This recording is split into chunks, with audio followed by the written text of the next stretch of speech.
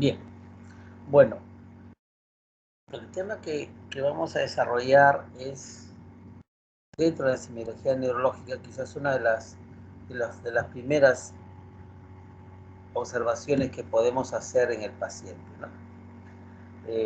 Vamos a desarrollar lo que es fases, actitud y marcha.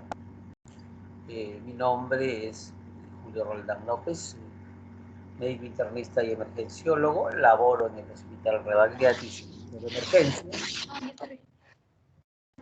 Vamos a desarrollar esta parte de la clase.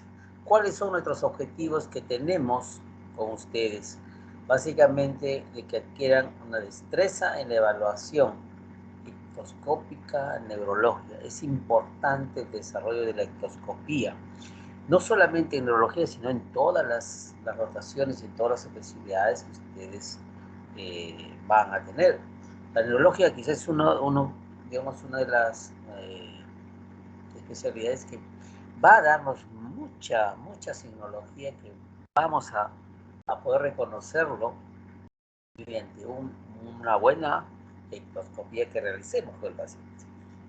El otro objetivo es que ustedes reconozcan justamente estas manifestaciones semiológicas más frecuentes de la patología neurológica. No le vamos a poner lo raro, lo más frecuente que tienen que saber ustedes como médicos generales que van a salir y que tienen la obligación y el deber de conocer y reconocer. Y es importante también, dentro de estos objetivos, que ustedes sepan correlacionar los hallazgos semiológicos con las posibilidades diagnósticas, los diagnósticos sindrómicos, el diagnóstico topográfico, el diagnóstico nosológico, el diagnóstico etiológico, ¿no? O sea, eso es importante, que lo que ustedes encuentren, lo correlacionen y planteen la posibilidad diagnóstica dentro de una posibilidad muy alta para solamente corroborar con algunos exámenes de ayuda diagnóstica. ¿Qué vamos a desarrollar en esta primera clase? Vamos a desarrollar lo que es el razonamiento clínico, vamos a mostrar algunas fases características de lesiones frecuentes de algunos nervios craneales, vamos a ver la actitud, las manifestaciones neurológicas en lo que se refiere a actitud y algunas manifestaciones sistémicas que repercuten en la actitud del paciente, ¿no? Así como la marcha, una evaluación semiológica. No es tan sencillo evaluar la marcha como parece, y determinar alteraciones neurológicas que pueden relacionarse a este cambio en la parte semiológica. ¿Bien? Entonces, en lo que se refiere a razonamiento clínico en neurología, es importante que toda evaluación médica tiene que tener un juicio y un raciocinio clínico para poder orientar bajo dos aspectos importantes. Y en neurología se cumple estos aspectos, que es mediante la evaluación, tenemos que localizar la lesión y determinar el diagnóstico diferencial que puede causar una lesión, en esa localización. O sea, dos cosas importantísimas que tenemos que realizar mediante una evaluación semiológica dentro del aspecto neurológico, localizar, ¿no? Y eso es claro y evidente. Y cuando, como sabemos ya la parte de neuroanatomía que han hecho ustedes, los niveles que tiene el sistema nervioso y ahora con la signología podemos correlacionar el nivel de lesión o la localización de la lesión. Pero a su vez, obviamente, cuando siempre planteamos una localización probable de la lesión, vamos a abrir un abanico de posibilidades diagnósticas diferenciales que pueden darnos o semejar los hallazgos que estamos teniendo en una patología determinada neurológica. Obviamente, la localización de la lesión lo vamos a hacer mediante lo que son signos y síntomas, ¿no? Síntomas que nos narra el paciente, síntomas que tenemos que saber preguntar y llegar al paciente para poder definir mediante el examen clínico los hallazgos y correlacionarlo con una buena posibilidad diagnóstica. Pero ¿qué son esos signos y síntomas? ¿Qué representan? Básicamente lo que ustedes están llevando, la semiología. La semiología es la base del médico, cualquier especialidad que sea, cualquier enfermedad, vamos a tener determinadas características semiológicas que nos permiten distinguir una de otra enfermedad, o al menos nos permite establecer un diagnóstico diferencial, ¿no? Entonces, esta es la base de formación de ustedes. La semiología es la que van a vivir con el resto de su vida médica, que van a tener ustedes en cualquier especialidad que logren desarrollar. Entonces, esto de acá conlleva a que tengamos un buen conocimiento de la parte teórica de las diversas enfermedades, así como de las signología y sintomatología que representa estas con las manifestaciones en el paciente. Y cuando estamos frente a un paciente, ectoscópicamente tenemos que desarrollar esa visión, ¿no? Es importante porque acá vamos a poder determinar desde que ingresa ya el paciente, vamos a tener la posibilidad de ver con qué fases entra el paciente.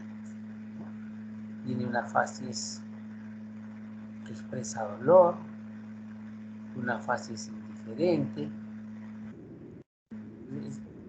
Es lo que vamos a ver al entrar el paciente, ¿no? De repente viene una fases con un compromiso motor de alguna cara y lo vamos a notar característicamente. Después vemos cómo ese paciente llega hacia nosotros. ¿Qué actitud tiene? Está en una bipedestación, está erguido, está encorvado, se lateraliza cuando está, digamos, en bipedestación, y después, si no hay ninguna, digamos, alguna característica que impide hacer la marcha, vamos a ver cómo el paciente camina esto, cómo desarrolla esta marcha. Es simétrica, hay un buen balanceo, hay un buen braceo, hay el punto de apoyo, el punto de despegue, hay simetría, el pie se mueve en forma simétrica, o un pie cae más rápidamente que el otro, arrastra uno o no arrastra. Todo eso incluye lo que es el área de la marcha. Entonces, dice cómo estos tres aspectos importantes para poder desarrollar en una mirada cómo está el paciente y la posibilidad de hacer una presunción diagnóstica de acuerdo a la experiencia que ustedes van a ir desarrollando en el transcurso de su vida de estudiante y médica posteriormente. Entonces vamos a hablar esta primera parte de fases, ¿no? ¿Qué cosa es la evaluación de fases o expresión facial? Obviamente, la expresión facial nos va a ayudar en múltiples diagnósticos de patologías, y dentro de ellas las enfermedades neurológicas nos muestran algunos cambios característicos en la fisonomía del paciente. Y muchas veces ya con eso es suficiente para plantear un diagnóstico. Entonces, los gestos de la cara, las modificaciones morfológicas que adoptan de forma espontánea, ya sea por estímulos externos o internos de cualquier índole, se va a ver reflejado en la cara del paciente, ¿no? La expresión del paciente. ¿Okay? La fases nos permite, pues, ver si es que hay problemas de salud, estados psicoemocionales, ¿no? Emocionales psicológicos, y esto con algo tan simple que es la inspección, la observación, la endoscopia. Por eso que cuando vemos a un paciente tenemos que ver cómo es su fases. Es una fases simétrica, hay algún tipo de expresión en la fases del paciente. Esta característica nos va a orientar hacia la posibilidad de algún compromiso neurológico, de ser el caso, para poder nosotros continuar con el examen clínico. Vamos a hacer algunas lesiones frecuentes que deben conocer ustedes. La lesión de nervios craneales, dentro de ellos la simetría facial que puede producir cuando el paciente presenta esta manifestación. Comparen ustedes ambos globos oculares, el párpado como está en posición normal en el lado derecho, en el izquierdo está descendido. y lo que conocemos como ptosis palpebral, ¿no? Entonces, es una primera asimetría facial que podemos observar, la ptosis palpebral. Y esta ptosis palpebral se va a deber básicamente cuando hay una lesión del tercer nervio craneal, ¿no? Entonces, acuérdense que el tercer nervio craneal tiene pues un compromiso muy característico, que es la ptosis palpebral. Si además, cuando yo tengo esta fasis, no solamente me voy a quedar, tiene una ptosis palpebral, no, ¿qué más acompaña la ptosis palpebral? ¿Qué sucede? Veremos que el ojo, cuando hace un estrabismo divergente, que significa cuando se desvía hacia afuera, estamos hablando que es la lesión del tercer par craneal en su componente oculomotor, que es el recto interno. Si tenemos que hay un estrabismo convergente asociado a la ptosis, hay que sospechar que hay una lesión del sexto par craneal, que es el que inerva el músculo ocular externo, que es el que permite hacer la visión hacia la parte externa. Si hay un compromiso de este nervio, obviamente quien predomina es el recto interno y por lo tanto el tercer par que inerva es el que provoca o el estrabismo convergente. Entonces, tenemos ptosis palpebral, un estrabismo divergente, lesión del tercero, y ptosis palpebral que puede acompañarse de un compromiso de sexto par, donde nos va a producir un estrabismo convergente, como vemos aquí.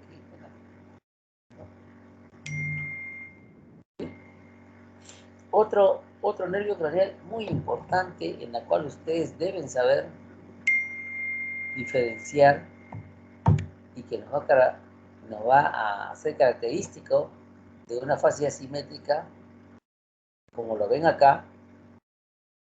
Ustedes van a agudizar, acá van a ver algunos dibujos, una rayita que son los pliegues frontales, aquí no hay. Miren otra característica, las cejas de este lado está más descendida que la del lado izquierdo. Miren cómo está el ojo tiene una mayor apertura ocular. Miren el surco nasogeniano del lado derecho como está borrado. Hay una prominencia del surco nasogeniano del lado izquierdo. La comisura labial está más descendida del lado derecho que el lado izquierdo. Ojo, entonces esta asimetría facial característica corresponde a una lesión del nervio craneal séptimo o facial, que nos da esta característica de ausencia de arrugas frontales, de descenso de la ceja lateral del compromiso motor, lago oftalo, mayor apertura, borramiento del surco nasogeniano, y además nos va a dar un signo característico que es el famoso signo de Bell. ¿En qué consiste el signo de Bell? El signo de Bell consiste en que al hacer que el paciente dirija la mirada hacia arriba, el globo ocular que está afectado del lado de la parálisis asciende más que el lado sano y deja descubierto la esclerótica, la parte blanca. Ese es el signo de Bell. El primero que asciende más de lo normal, más que el ojo sano, es el famoso signo de negro. Y el blanco que nos permite ver la esclerótica es el signo de Bell. Entonces, esta es una característica de lo que se llama la lesión del séptimo nervio craneal, que es el facial. O sea, estamos teniendo lo que es una parálisis facial. Y el parálisis facial, pues, o de Bell se llama, ¿no? Tenemos que, importante, distinguir si es una parálisis facial periférica o si es una parálisis facial central. La parálisis facial periférica, digamos que por llamarlo así, es de carácter benigno, es la más simple y la que va a evolucionar favorablemente. La parálisis facial central, al contrario, es una parálisis que tenemos que buscar alguna lesión mayor, que si se nos pasa desapercibido puede regresar el paciente, podemos dar de alta y regresar al paciente con una complicación neurológica seria. ¿Qué sucede en este compromiso tanto periférico como central? El periférico, lo que hemos mostrado, es un compromiso completo de la hemicara del nervio lesionado. es a nivel de la parte periférica, es el compromiso tanto de la hemicara superior como de la hemicara inferior con las características que hemos mencionado en la diapositiva anterior. A eso podemos agregar que cuando nosotros hacemos una maniobra de decirle al paciente que trate de soplar, que trate de silbar, no lo puede hacer. ¿Por qué? Porque hay una debilidad del buccinador que es el que permite hacer el silbido, ¿no? Entonces, es un aspecto importante. Y la otra maniobra que podemos hacer es pedirle al paciente que nos enseñe los dientes. Y como este lado derecho, tomando como ejemplo, está paralizado, cuando nos enseñe los dientes vamos a verlo del lado izquierdo, más no de este lado porque hay una debilidad, pues obviamente, de la parte muscular, ¿no? Y entonces nos va a permitir solamente ver la parte sana, ¿no? Entonces, esa es digamos, la imposibilidad de poder silbar y obviamente la imposibilidad de mostrarnos los dientes en el lado ventral. Cuando tenemos una parálisis facial central, estamos hablando de una lesión supranuclear, vamos a tener una característica en la manifestación semiológica. Va a haber un compromiso de la hemicara inferior, ¿okay? Se preserva, pues muy tenue, el compromiso de la hemicara superior. Esta parálisis facial es importante reconocerlo, porque esto sí me implicaría que yo haga un examen todavía especial como la tomografía para descartar que no haya un proceso isquémico cerebral, infarto cerebral, o que haya un proceso expansivo en esa zona que comprometa la región supranuclear del séptimo nervio cranial, que eso implica pues todo un tratamiento diferente. Por eso que es importante, esta periférica manda a su casa con tratamiento respectivo y va a mejorar dentro de los 14 días. Y esto de acá sí hay que precisar la etiología y la causa, porque si es, digamos, un tumor grande, puede colapsar y provocar signos de hipertensión intracranial. Bien, continuemos con las fases con lesiones ya de tipo extrapiramidal. Lo característico es el Parkinson. Ustedes van a ver un Parkinson y no se van a olvidar nunca de esa característica. Es un paciente que tiene una rigidez, es inexpresivo, una mímica muy reducida, muy escaso parpadeo y una mirada constantemente fija. Y cuando este Parkinson avanza, tenemos que el paciente está con la boca entreabierta y con un saliveo constante. Una característica que nos permite diferenciarla del resto es que es una facies brillosa, seborroica, ¿no? Por eso hablan de una cara de pomada, ¿no? Porque es brillosa, como si hubiésemos untado grasa al paciente, ¿no? Esa es la característica del parkinsoniano. Vamos a ver fácil, vamos a ver actitud y luego vamos a ver marcha del Parkinson. Cuando hay una lesión a nivel de neurotransmisores, como ocurre en la miastenia, el paciente puede presentarse con una característica como de tosis palpebral bilateral y a veces asimétrica, una más que otra, ¿no? Ya cuando se presenta una tosis bilateral y hay asimetría, la alta sospecha y que debemos descartar es el diagnóstico de miastenia gravis, ¿no? Incluso el paciente muchas veces no se da cuenta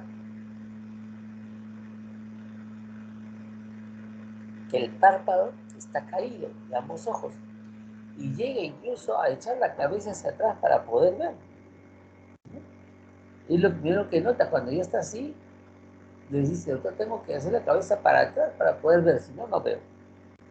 Y ya tenemos una tosis palpebral bilateral avanzando.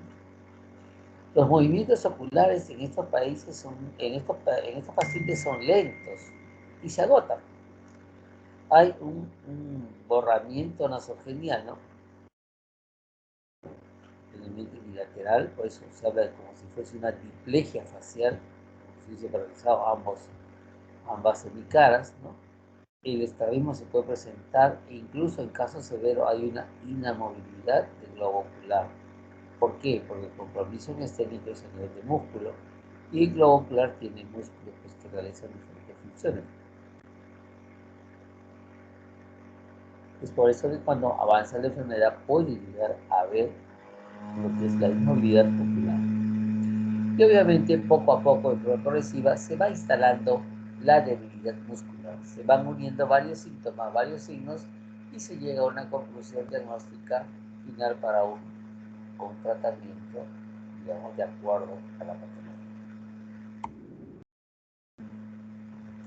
Otra de las fases asimétricas es el famoso síndrome de Claude-Bernard-Horner, ¿no? En donde esto es una característica del compromiso del simpático cervical. Este va a provocar lo que es una ptosis parcial, ¿no? Por eso, cuando hay una ptosis en el paciente hay que buscar las causas. Es una ptosis de origen neurológico, ¿no? Central, es una ptosis de una alteración, como en este caso, del simpático, y tenemos que buscar características asociadas. Aparte de la ptosis que puede haber, vamos a encontrar miosis, porque hay un predominio, como dice acá, del parasimpático del tercer par craneal. ¿Okay? Entonces, por eso va a provocar esta miosis en el paciente. Ptosis palpebral, vemos pupilas, miótica en la zona del párpado. De la ptosis hay que buscar una probabilidad de Claude-Bernard-Horner. Hay en oftalmo, o sea, hay una disminución de la hendidura palpebral en relación al ojo sano. Y otra característica importante es que hay una anhidrosis frontal. O sea, al paciente le puedo preguntar si siente usted que su cara es seca, a pesar que suda al otro lado, hay una parte que es seca, nos dice que sí, aumentamos al criterio diagnóstico de anhidrosis frontal. Puede ser frontal o puede ser incluso en la región malar. Anhidrosis, ptosis parcial, miosis en oftalmo, la compatibilidad de un Claude-Bernard-Horner. ¿Y en quién se presenta? Muchas veces se presenta en neoplasias. Neoplasias a nivel del ápice pulmonar, a nivel pleural, ¿no? Neoplasias generalmente malignas, que digamos esto es un heraldo a la presentación de la neoplasia. Otra fasis característica es la del pseudobulbar. Este es un compromiso bilateral de motoneurona central. Al igual que el Parkinson, pone una fasis inexpresiva. Pero hay una característica.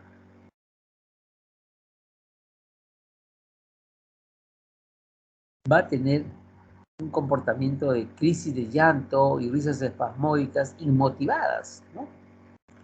Esa es la característica del compromiso motoneurona central. Y al igual que el Parkinson, cuando hay severidad del cuadro, el paciente se encuentra con la boca entreabierta y salivando, ¿no? Teniendo un babeo constante.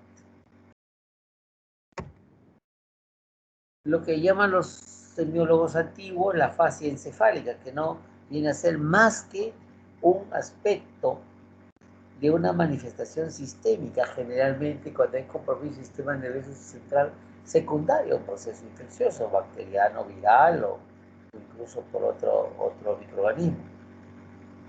Entonces un paciente que está pues estuporoso, somnoliento, y por eso que lo llamaron como fascia encefálica, como una reacción a algún evento primario, ¿no? Igual, la siguiente es la fascia tetánica. Ustedes no han visto tétanos, seguro que no van a verlo, y si lo ven, es con mucha suerte, porque obviamente los esquemas de vacunación protegen bastante de esta patología, ¿no? Pero la característica cuando se presenta el tétano viene a ser una contractura, digamos, extendida a los músculos de la cara, o sea, es todo el cuerpo, pero hay una extensión hacia la cara y nos va a crear una fase bien característica, ¿no? Entonces, es básicamente por contractura de todos los músculos faciales. Si ustedes tapan la mitad de la cara inferior,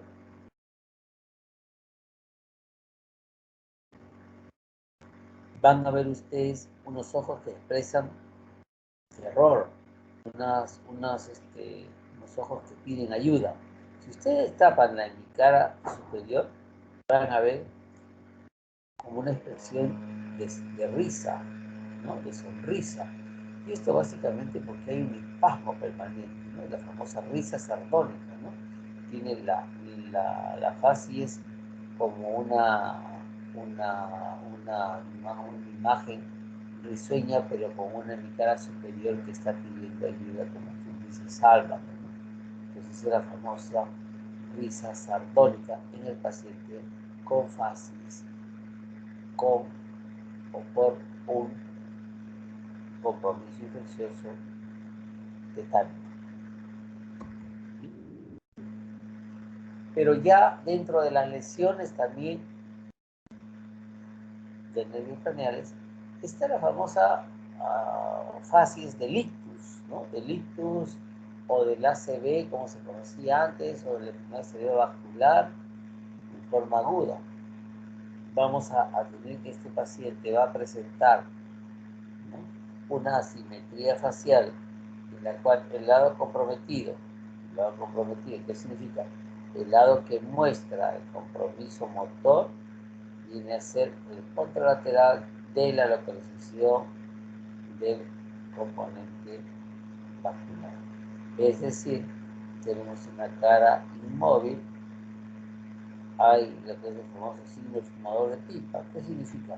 Que abomba la mejilla del lado paralizado en cada movimiento respiratorio, ¿no? Como que está, entre comillas, cansado, ¿no? Porque sopla, ¿no? Es como el pipa, los que fuman pipa botan el humo siempre por un costado, ¿no? Entonces, esta debilidad de mi cara con este signo espontáneo del fumador de pipa es una característica evidente de un problema de un ACV o SD, como se denomina actualmente. ¿Okay?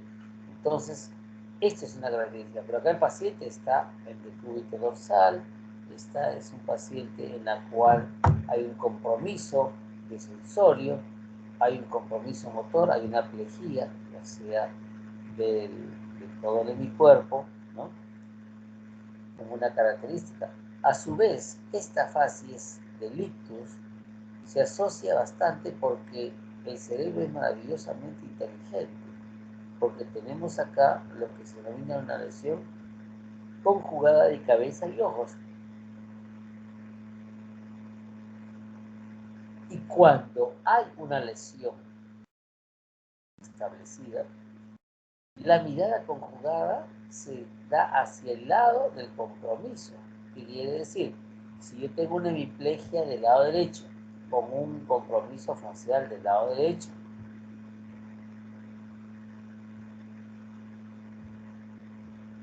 entonces al hacer la maniobra de movimiento de ojos, yo voy a determinar que hay una desviación conjugada de la cabeza, ¿no?, y ojos hacia el lado de la lesión.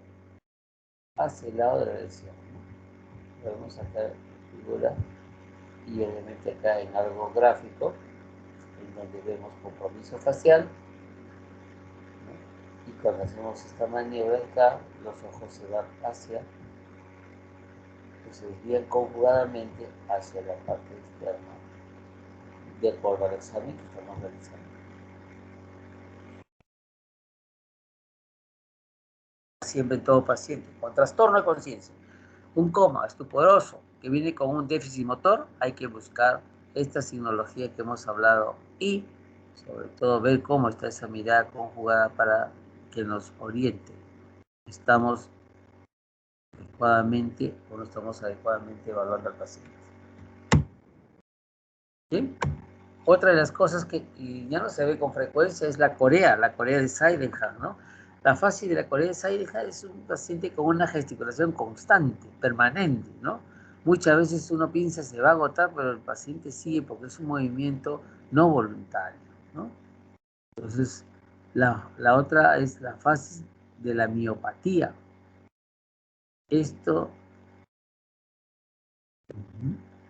en la fase miopática, cuando hay un compromiso, digamos, fascio-escapulohumeral, hay una expresión indiferente, hay un borramiento de surcos faciales, y una característica de un signo importante que es el labio de tapir. El labio de tapir, primero, es que hay borramiento de surcos frontales. Segundo, hay que evidenciar los labios superior protruye sobre el inferior, el famoso signo del labio de tapir, ¿no?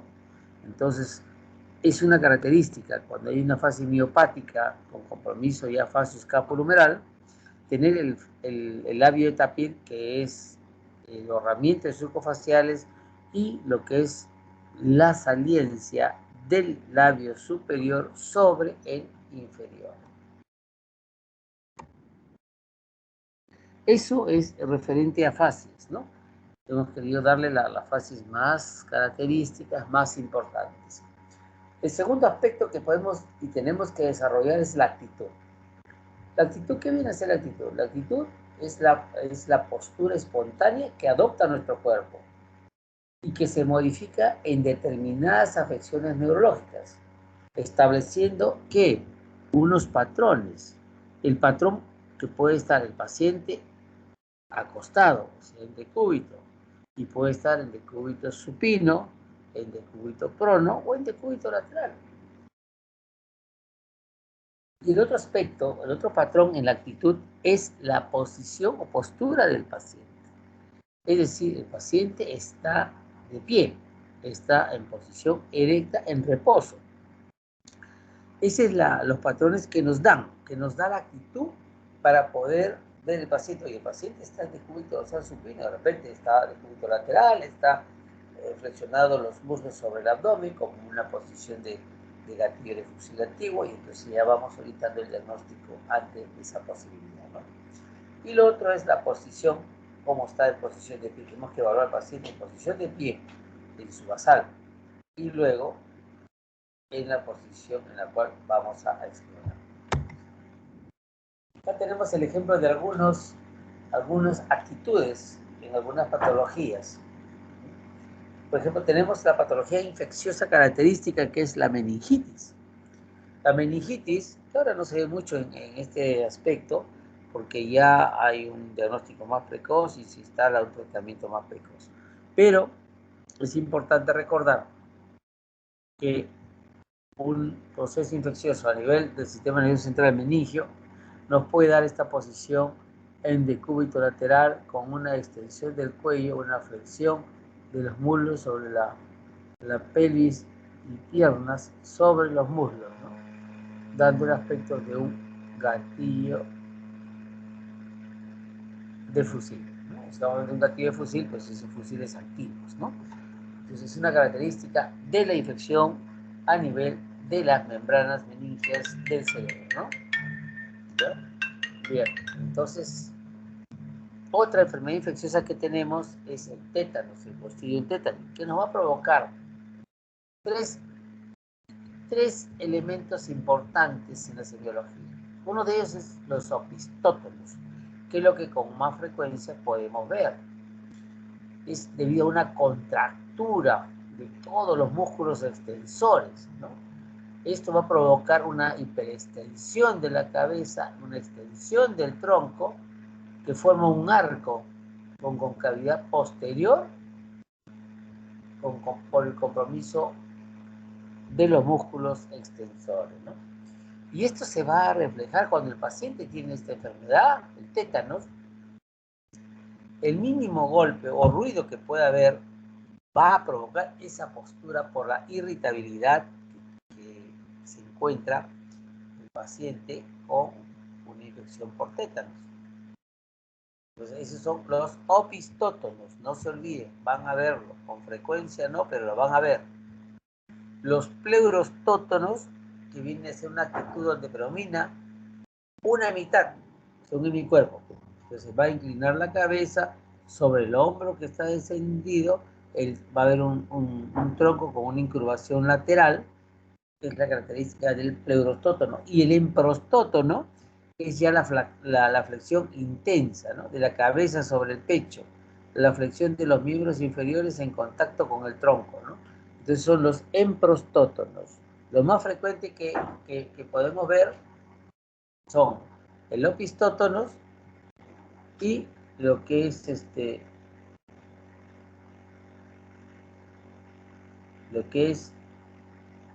la actitud de gatillo de fusil. ¿Ok? Bien. Entonces, estas son enfermedades infecciosas, las principales. Y también, recuérdense que hemos visto en la fase del ictus, del stroke, ahora vamos a ver la actitud. ¿Cuál es la actitud en un paciente con stroke cerebral, con ACV, es accidente cerebrovascular, hoy conocido como enfermedad cerebrovascular, cuando tenemos una lesión piramidal, ¿no? Ustedes saben por neuroanatomía que hay una decusación del haz piramidal o haz córtico-espinal, ¿no? Si tengo una lesión en el lado derecho, mi manifestación va a ser en mi cuerpo izquierdo y viceversa, ¿no? Entonces, aparte de la simetría que presenta el paciente, que lo hemos visto, ¿no? Que tiene el signo de fumador de pipa, por la debilidad muscular de esa cara comprometida, vamos a ver en la etapa aguda del stroke, obviamente, la extremidad paralizada. Y una característica, y grábense esto, siempre el paciente con un cuadro vascular cerebral, un stroke, va a tener siempre esta característica. La extremidad paralizada está pegada al tronco, ojo, y hay una flexión del antebrazo sobre el brazo, ¿no? Y otra característica, el lado sano lo coge como para que no caiga el brazo comprometido. Puede ser el compromiso hemipléjico, hemiparético o, como en este caso, sin compromiso, pues aparentemente uniforme, global en mi cuerpo izquierdo. Va a haber en la primera fase del stroke, que es un miembro superior hipotónico. Eso es importante. Y el miembro inferior va a haber una extensión y una leve rotación interna del pie. Entonces, esa es la característica en lo que se refiere a la actitud de un stroke cerebral. Acá lo vemos caminando, simplemente esto es para hacer un poco la parte dinámica. Si tengo un hemicuerpo derecho comprometido, estoy asumiendo que mi lesión está en el lado izquierdo, ¿no? Entonces, eso es un elemento importante a considerar. Y que el stroke en la fase aguda es una fase, digamos, hipotónica, es una fase en donde hay un compromiso motor severo, ¿no? Con características que hemos establecido hace un momento. La otra actitud, en la anterior, estamos viendo déficit stroke, hay un síndrome piramidal, compromiso motor del hemicuerpo del lado izquierdo con las características, ¿no? de que está pegado el miembro al tronco, está flexionado el antebrazo sobre el brazo, y el otro brazo sano es el que hace de apoyo y que obviamente lo va a, digamos, a sostener el brazo que está pléjico. Y la paraplegia, que viene a ser el compromiso de ambos miembros inferiores. Y tetraplegia o cuadriplegia es el compromiso de los 4 miembros superiores e inferiores, ¿no? Pero la paraplegia puede ser flácida o espástica. La paraplegia flácida, las masas musculares están, lo que llaman ellos, aplastadas, tendidas sobre el lecho de apoyo que tengo. La punta de los pies está caída, ¿no? Ese es el compromiso que está diciendo. Hay un déficit motor que está comprometiendo probablemente una estructura, digamos, importante para poder, ¿cómo se llama? Mantener la tonicidad del músculo. Bien. Entonces la punta de los pies está en caída. Y la paraplegia espástica, que viene a ser o viene a caracterizarse por la presencia de contractura de extremidades en extensión o en flexión. Hay también, además, una flexión de la cadera y la rodilla.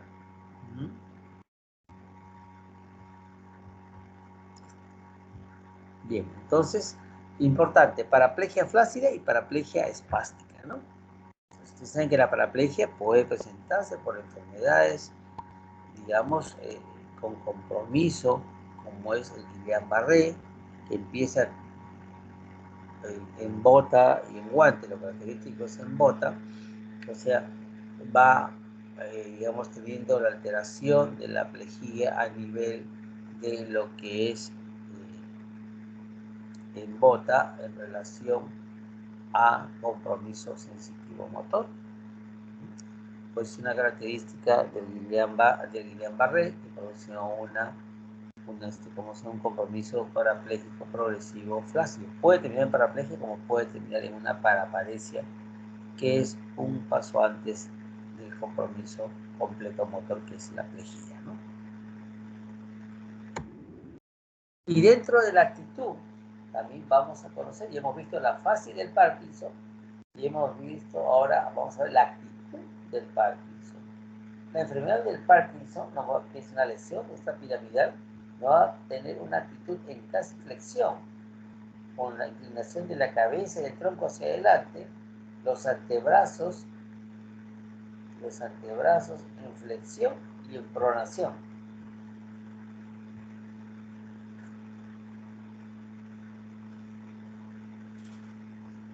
Entonces ya vamos sumando. Fase de Parkinson, actitud de Parkinson. Fase del stroke, actitud del stroke. Otra patología importante u otro elemento importante que contribuye a esta alteración de la actitud, que se traduce y se define como atáxica, que viene a ser la inestabilidad corporal. Hay lateropulsión, retropulsión, anteropulsión.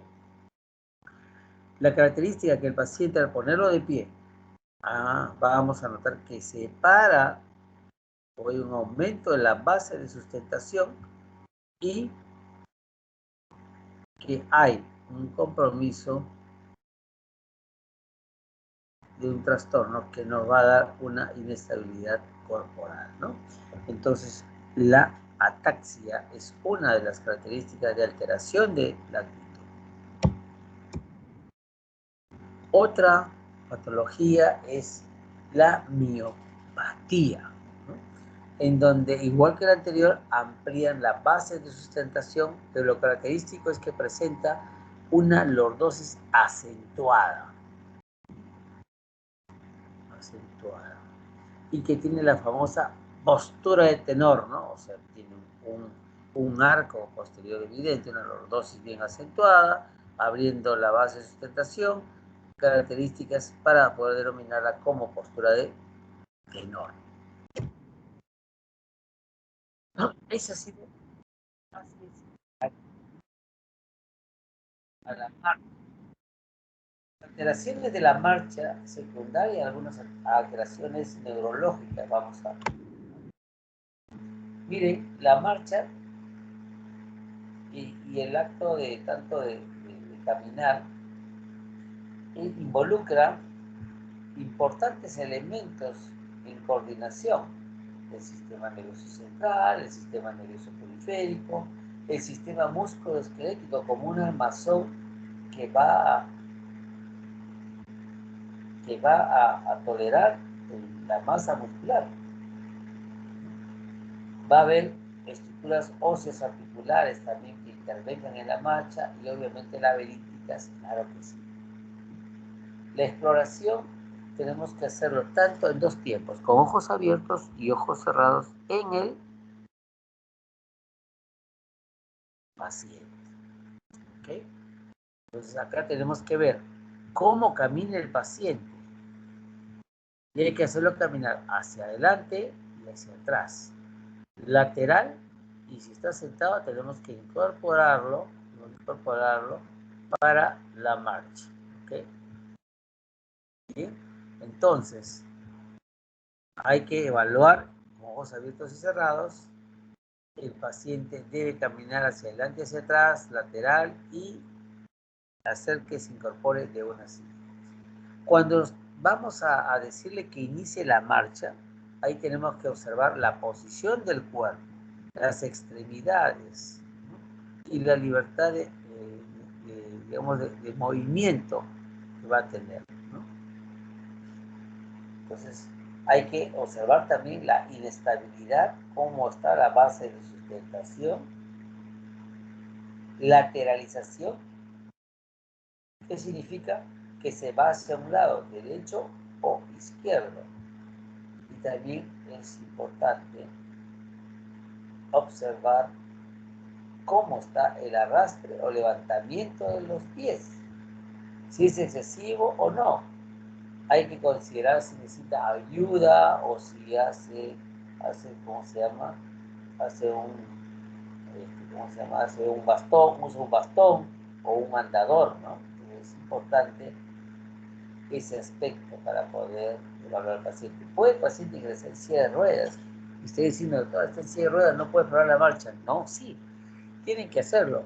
Con ayuda del familiar o el personal técnico, primero lo ponen de pie, le explican que vamos a poner de pie para que esté tranquila, gane su confianza, ¿no?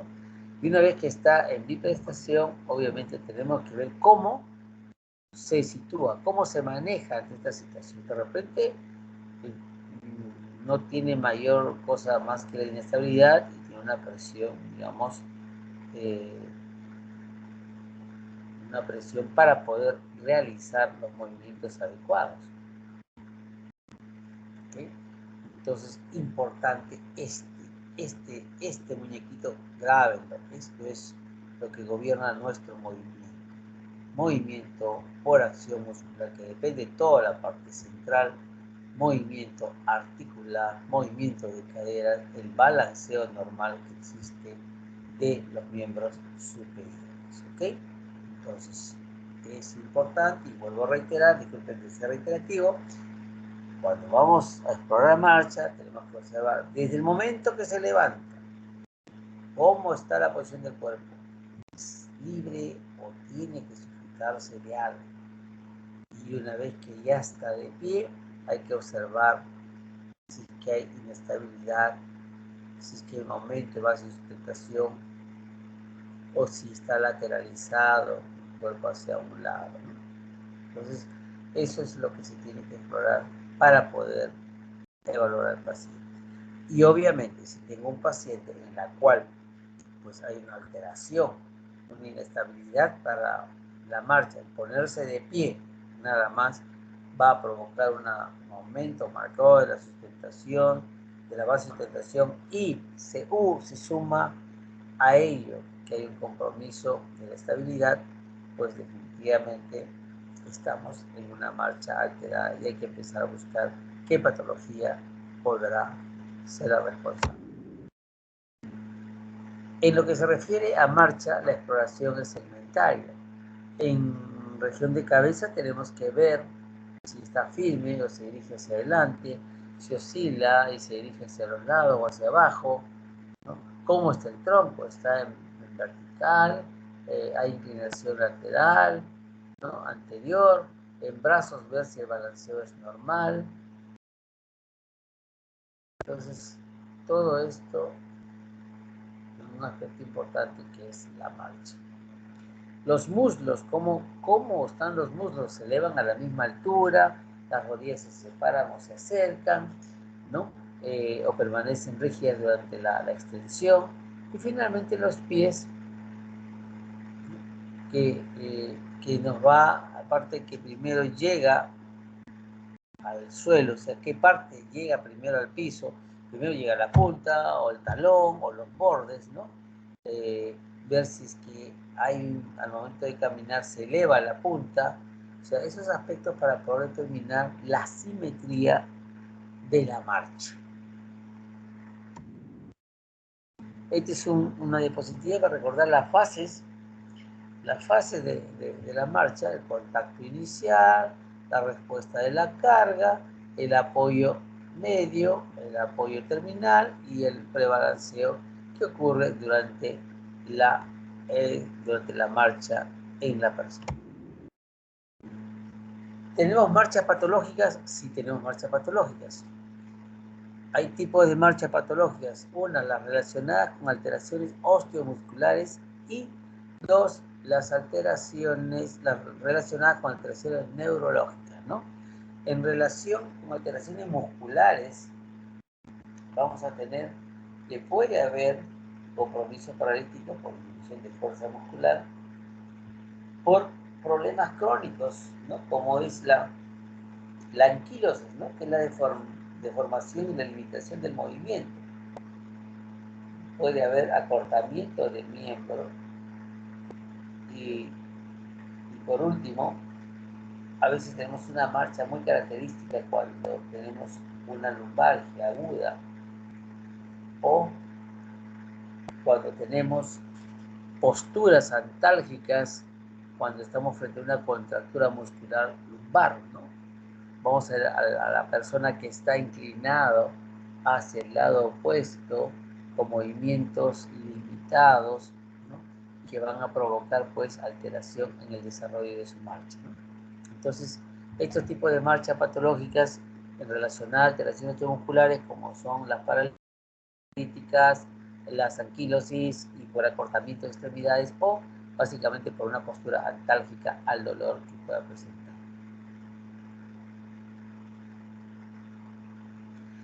Y las relacionadas con lo que es algunas importantes. La lesión frontal del cerebro nos va a dar lo que se denomina la famosa marcha apráxica. Aquí, ¿qué ocurre? Hay una pérdida en la habilidad de usar miembros inferiores. Es como que no sabe qué hacer con sus piernas, ¿no? Y le es difícil iniciar la marcha, le es difícil hacer giros a este paciente. Provoca unos pasos cortos e inestables, ¿no? Entonces, esa es la característica de la marcha apráxica. Hay otra marcha que se denomina la astasia abasia, ¿no? Consiste en una dificultad para mantenerse de pie y caminar, ¿no? Pero sí tiene motilidad voluntaria. Cuando está en decúbito dorsal,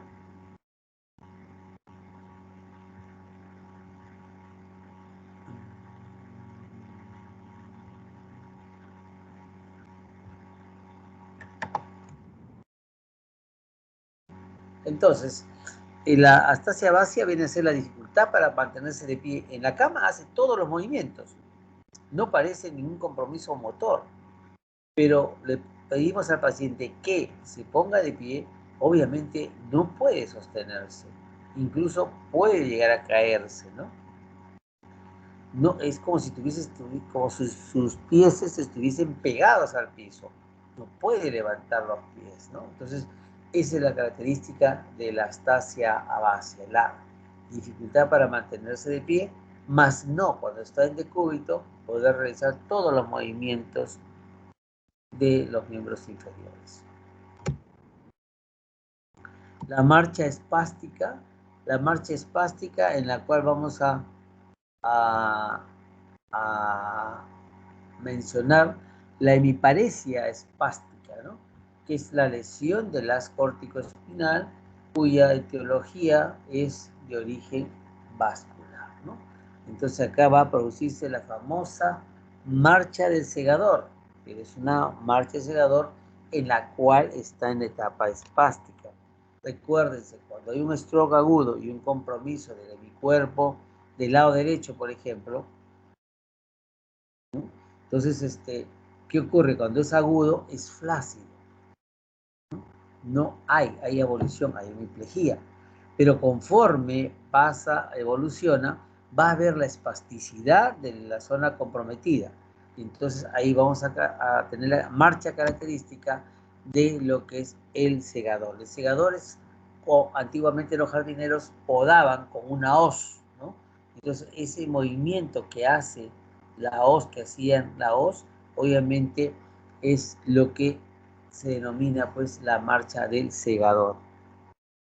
Bien, entonces aquí una característica importante cuando ocurre esta marcha es que el miembro superior está pegado al cuerpo y en flexión. El miembro inferior está rígido y en extensión. Cuando va a caminar, arrastra el miembro inferior. Y evaluamos, los dedos de ese paciente están contracturados, ¿no? Entonces, hay un componente, pues, sincrónico en la marcha, ¿no? Levanta la cadera para elevar el pie. Y hay el movimiento del pie en un semicírculo, que es lo que se llama el segado, ¿no? Lo que hace la hoz cuando obviamente hacen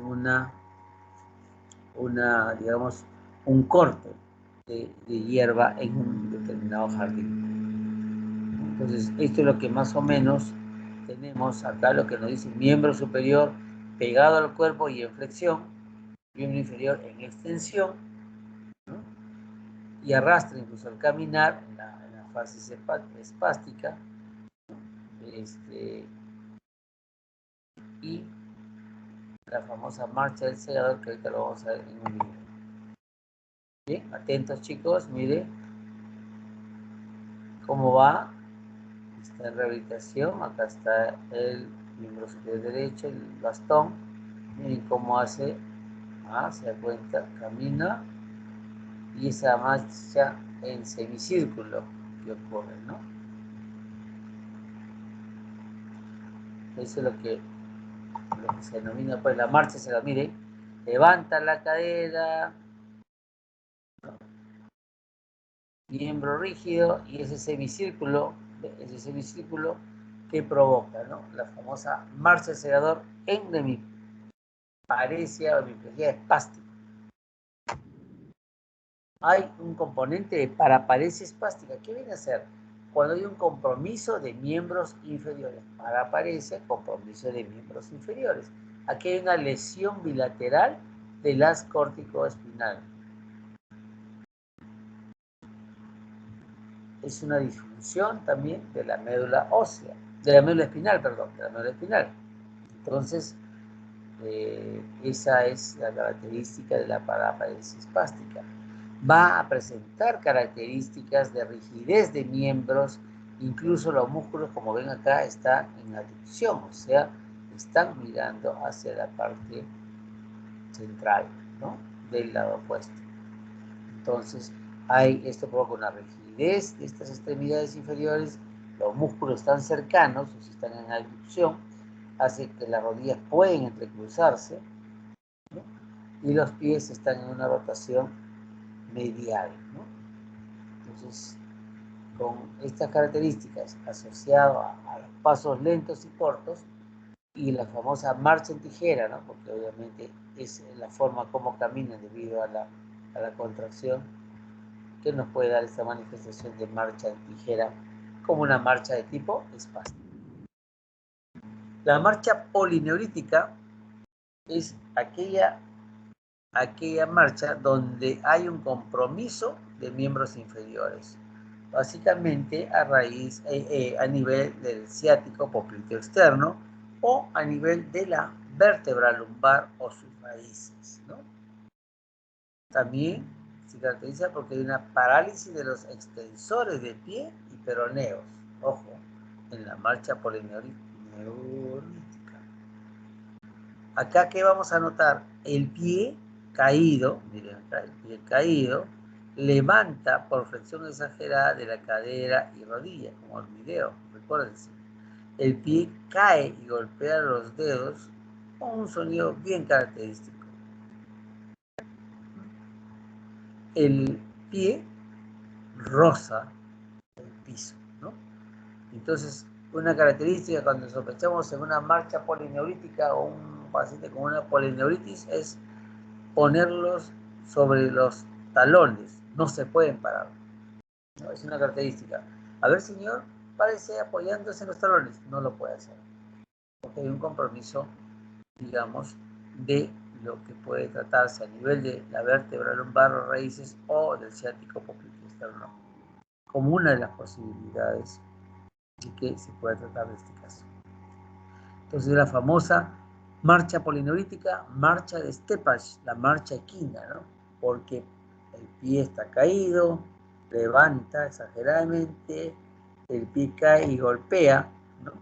Es un sonido característico como el del caballito, ¿no? Por eso que lo pone como marcha de Steppach o marcha equina, con las características que hemos mencionado.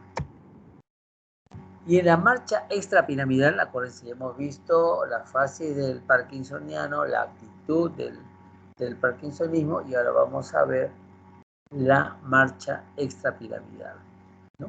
Marcha parkinsoniana. Es una marcha lenta, ¿no? A pasos entrecortados o cortos, arrastran los pies, ¿no? En los pies y la postura está en flexión, ¿no? Está en flexión. Está en flexión.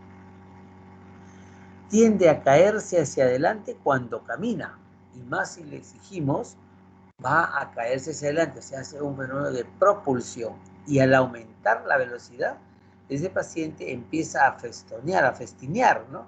Se va de un lado a otro. Obviamente, cuando el paciente está sentado y tenemos al frente una enfermedad de Parkinson que de repente ha incrementado el número, ¿no? Entonces, al evaluar a este paciente, vamos a anotar siempre, si está sentado, al decir que se ponga de pie, va a tener una dificultad para iniciar esta marcha. Y no va a haber característico balanceo de los miembros superiores, de los brazos al caminar. Va a estar con mínima característica de balanceo, ¿no? Que es lo que caracteriza a la marcha extrapiramidal. Y la marcha táxica sensitiva, aquí hay una lesión del cordón posterior de la médula espinal que nos da la sensibilidad propioceptiva. Ahí están los famosos haces de Gold y Burdach, ¿no? Porque es lesión de cordón posterior. Entonces, aquí hay una alteración en el sentido de la posición. Ellos miran el suelo y los pies y lanzan el pie adelante apoyando primero el talón y luego los dedos, ¿no? ¿Cuál es la causa de esta marcha táxica? Bueno, podemos tener elementos como la esclerosis múltiple, la tabes dorsal, las neuropatías periféricas, ¿no? Que son las que nos pueden dar esta característica, ¿no? O sea, la lesión del cordón posterior espinal que no va a hacer que el paciente tenga la necesidad de ver si camino o no camino, si levanto o no levanto los pies. Es una alteración del sentido de la posición, por eso que ellos miran el suelo y los pies. Entonces, esas son las características de una marcha atáxica con su etiología como frecuencia de esas tres patologías: esclerosis múltiple, tabes dorsal y las neuropatías periféricas. Y la marcha de los trastornos cerebelosos vienen a ser una alteración que corresponde a nivel de cerebelo y sus conexiones. Va a producir una ataxia tanto con ojos abiertos como cerrados. Está inestable, es irregular, es, digamos, una persona como que está titubeando para caminar, ¿no? Y obviamente, pues, es la famosa marcha en tandem, en marcha. A veces hay que compararla con un paciente que ha bebido, ¿no? Es una marcha que se va, como una marcha del ebrio, ¿no? Se va de un lado a otro lado sin caerse. Y si empezamos a hacer la prueba, camine hacia adelante con los ojos cerrados, retroceda un paso, avance, retroceda, podemos formar lo que es la famosa estrella, ¿no? Dibuja una estrella a la marcha indicada, ¿no? Entonces, esa es la característica del cerebroso. Ataxia con ojos abiertos y cerrados. Inestabilidad, es una marcha titubeante. No sigue una línea recta en el piso y va balanceándose de un lado a otro, de adelante a atrás. Las marchas distróficas corresponden a, por ejemplo, a marcha del pato, que se observa en miopatías.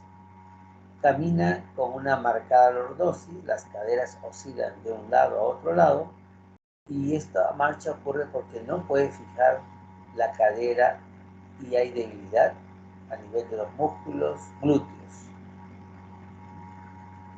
En la marcha del sapo, denominada así, es cuando existen los estados avanzados de miopatía. El enfermo no puede mantenerse de pie, ¿no? Puede marchar por un tiempo breve, apoyándose, como se ve acá en la imagen, ¿no?, los dedos de sus manos y los de sus pies sobre el suelo con el resto.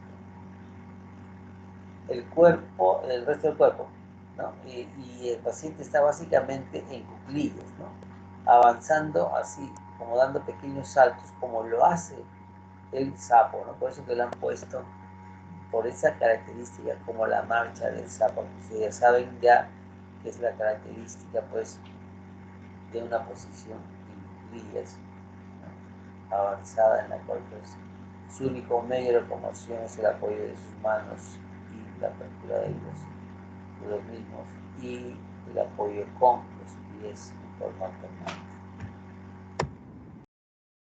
La marcha del vestibular, donde el enfermo con los ojos cerrados se desvía hacia un lado cuando la marcha es hacia adelante y se desvía hacia el lado opuesto cuando la marcha es hacia atrás, ¿no?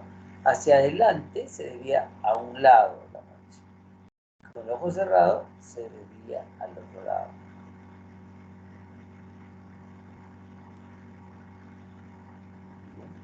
Igual, hacer la marcha en este paciente puede describir una trayectoria como la famosa estrella, ¿no? Obviamente, características importantes de una marcha vestibular, en donde, pues, el origen hay un compromiso a nivel de ese nervio craneal. Bien, entonces, dentro de los aspectos importantes de la fascia, exactitud y marcha, eso nos recomienda de que el examen clínico semiológico debe ser ordenado. Debe corroborar lo que el paciente me ha expresado, y nuestra evaluación minuciosa neurológica nos va a aproximar al diagnóstico. Un adecuado examen semiológico nos permite una impresión diagnóstica adecuada, un diagnóstico adecuado temprano nos permite un tratamiento adecuado y precoz.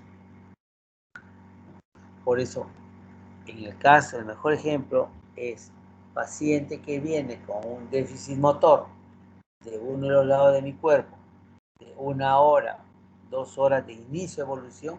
Ese paciente necesita que lo veamos rápido, tomemos la historia, hagamos las pruebas, llegar a un estudio tomográfico y decir, sí, cierto, no hay ningún otro elemento, no hay hemorragia, no hay tumor, solamente se ve dentro del rango normal. O sea que no hay un compromiso, digamos, que contraindique realizar un tratamiento adecuado. En este caso, el ACV ya no es como antes. Tiene un ACV, ya hospitalízalo, rehabilitación que empiece en unos días. No.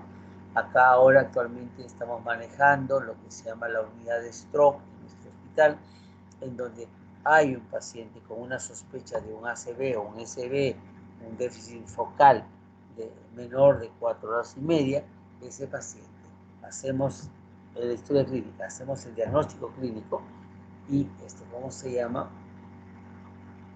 Dentro del tiempo, lo ideal es tener menos de 4.5 horas para poder beneficiar a este paciente, que si es un ACV agudo, hay necesidad de hacer una terapia que se llama trombolítica. ¿Okay? Si esto fallara, dentro de las 24 horas tenemos la opción de hacer lo que se denomina una trombectomía, ¿no? Entonces, son condiciones que nos dice, pues tenemos que apurarnos sin cometer errores en llegar a un diagnóstico adecuado para dar el tratamiento indicado en el momento indicado y reducir las secuelas que puedan quedarse si es que no se hace un abordaje adecuado del paciente neurológico, ¿no? Bien, chicos, esta es la primera clase, no sé si hay alguna pregunta. Doctor, una pregunta. Dime.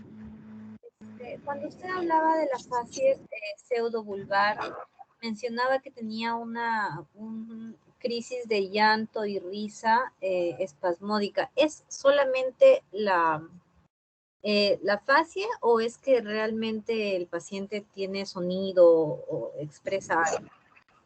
Sí, hace la gesticulación y hace el sonido, ¿no? Hace la crisis, está tranquilo, está inexpresivo, de repente empieza a llorar, primero con una fase de tristeza y llanto, y después empieza a reírse, ¿no? Hace el sonido de llanto y risas espasmódicas, como dice, inmotivadas, ¿no? Pero sí lo hace. Que muchas veces hay que estar, digamos, atentos en el sentido del parque. Si ustedes ven la característica inexpresivo, y que está con una boca entreabierta, saliveo, pero la diferencia es la actitud de este paciente, ¿no? Tiene las fases de llanto, las fases de risa, pero lo ejecuta, ¿no? Hace el sonido. Por eso que es la característica del paciente con compromiso pseudovulvar, ¿no? Pero sí hace el sonido de risa y llanto, ¿no? O sea, son, como lo dice, crisis espasmódicas que se puede presentar. Doctor, otra pregunta. Cuando usted hablaba de actitud de stroke cerebral, o sea, ¿se coloca en la historia actitud de stroke cerebral con compromiso del hemisferio derecho o izquierdo, así? ¿O es que solo actitudes? No. O sea, cuando hablamos nosotros de fase activa en marcha, es para poder nosotros verificar qué fases tiene, en qué actitud estaba y cuál es la alteración de la marcha.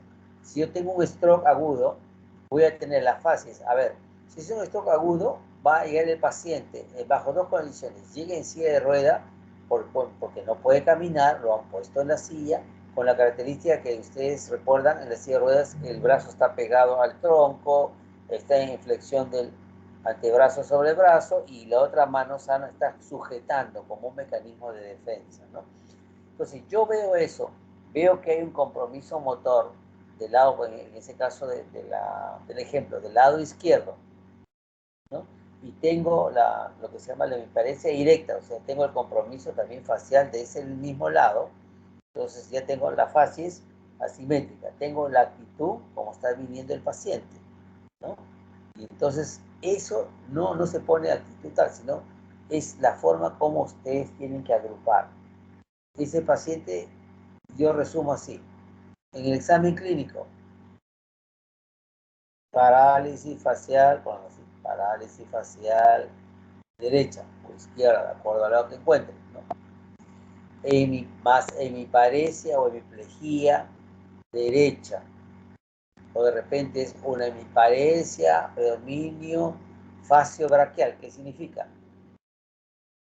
Cara y brazo del lado derecho predominan, ¿no? O sea, tengo un déficit motor de la hemicara derecha, un déficit motor del miembro superior derecho como predominante en una hemiparesia derecha, ¿no? O sea, eso tengo que ponerlo así tengo que rotularlo, ¿no? No pongo facies de stroke, no, tengo que poner, si quiero poner facies, parálisis facial o paresia facial izquierda. Actitud, obviamente la actitud es cómo llega el paciente. Llega en una actitud en la cual está confinado a una silla o una camilla. El mejor ejemplo de un stroke agudo agudo que requiere tratamiento inmediato es de aquel paciente que ingresa a su unidad de reanimación en una camilla, en donde ustedes van a notar que si hay un compromiso motor del lado derecho, ustedes van a ver que el brazo izquierdo sostiene el brazo derecho como para que no caiga en la camilla, es un mecanismo de defensa. Y van a ver el compromiso del hemicuerpo completo y se asocia el compromiso de la hemicara de haberse presentado. Y ahí ustedes van a ver cómo cuando hay un trastorno de sensorio en ese paciente va a producir el famoso signo de fumador de pipa. O sea, el paciente está respirando, pero como tiene flacidez del compromiso del lado afectado, hace el sonidito y la eliminación del aire por ese lado, ¿no? Entonces, esa es la forma como ustedes tienen que consignar la historia. Parálisis facial derecha, hemiplegia derecha, hemiparesia derecha, predominio braquial crural. Es eso la forma de registrar. ¿Okay?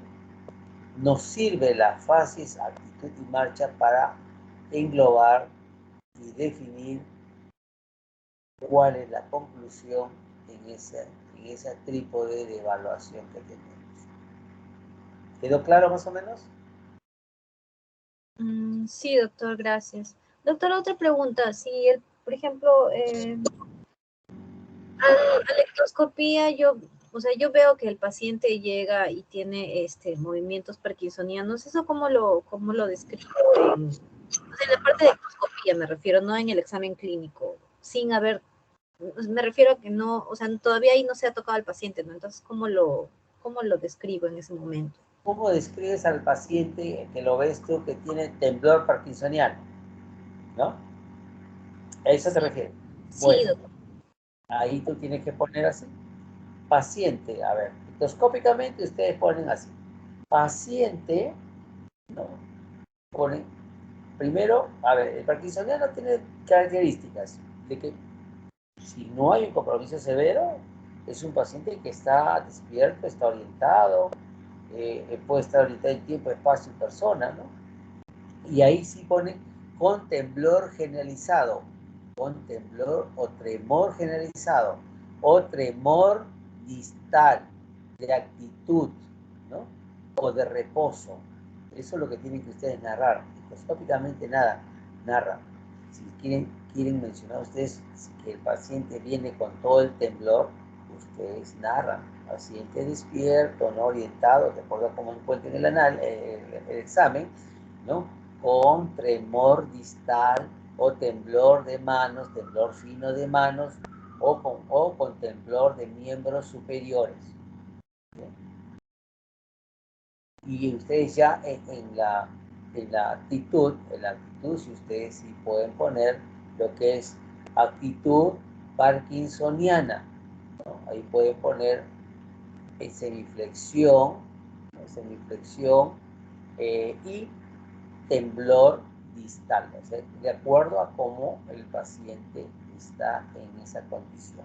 Pero tiene que poner endoscópicamente, poner así, empezar cómo está el paciente, está despierto, está orientado, no está orientado, y ahí endoscópicamente, si es muy marcado, con temblor o tremor distal de miembros superiores. Es la primera impresión, la parte endoscópica. Y luego ya detalladamente ya puedo ir poniendo las características del Parkinson, como vamos a ver en la clase siguiente, el famoso signo de rueda dentada cuando ya empiezo a tocar al paciente, a examinar al paciente. Pero sin examinar simplemente es la visión global. ¿Cómo está? ¿Cómo lo veo? ¿Está despierto? Sí. ¿Presenta una característica importante? Sí. Inexpresivo pueden ponerlo. Fases inexpresiva con tremor distal o temblor distal de miembros superiores. A predominio del lado derecho. De repente hay un temblor mayor en el lado. Ustedes saben que el Parkinson no hace una simetría. Puede tener un temblor mayor en mi cuerpo que en otro. Y en la marcha, ustedes pongan marcha a pasos cortos, no la marcha a pasos cortos, o marcha parkinsoniana. Parkinsoniana, porque tiene que primero demostrar que es un Parkinson. Que se llama parkinsoniana. Porque ustedes saben que muchas cosas pueden provocar parkinsonismo sin ser una enfermedad de Parkinson y ser solamente un síndrome de Parkinson. Gracias, doctor.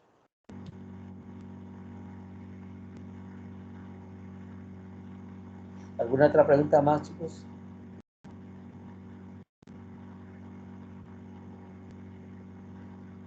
Doctor, una pregunta con respecto al seminario que va a ser el día viernes, sobre el primer seminario. El tema es sobre accidente cerebrovascular y quería saber qué temas o qué puntos deberíamos tocar en el seminario, ¿no?